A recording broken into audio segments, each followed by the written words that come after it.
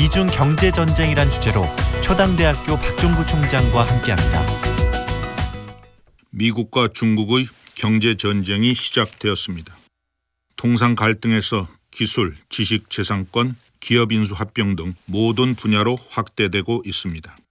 첫 포문은 미국이 열었습니다. 수입 철강과 알루미늄의 25%와 10%의 관세를 부과키로 하였습니다. 미국은 다시 500억 달러 규모에 달하는 1,300개 수입 품목에 대한 관세 방침을 발표했습니다. 중국도 질세라 14개 분야 106개 품목에 대한 관세 계획을 내놓았습니다.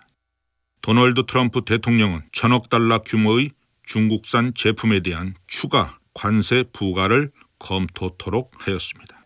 무역 전쟁에 대한 우려가 큽니다.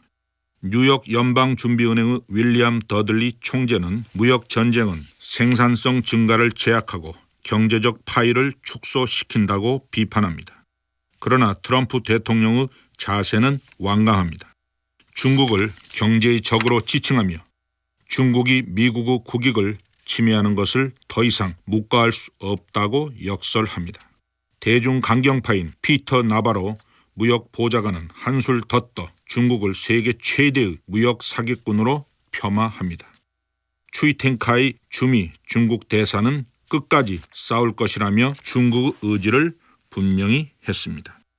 트럼프의 신중상주의 정책은 결국 제조업 2025로 상징되는 중국 산업의 굴기를 막아 미국의 기술 패권을 지키려는 전략으로 볼 수 있습니다.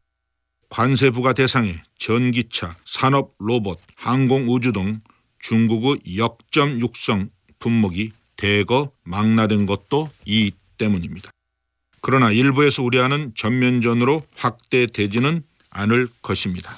첫째로 북핵 협상 등 양국이 서로 긴밀히 협력해야 할 부문이 많습니다. 둘째로 11월 중간 선거를 앞두고 있는 트럼프의 정치적 입지가 상대적으로 좁습니다. 중국이 관세를 부과키로 한 대두와 대지의 주 생산지는 트럼프 지지 기반인 팜벨트입니다.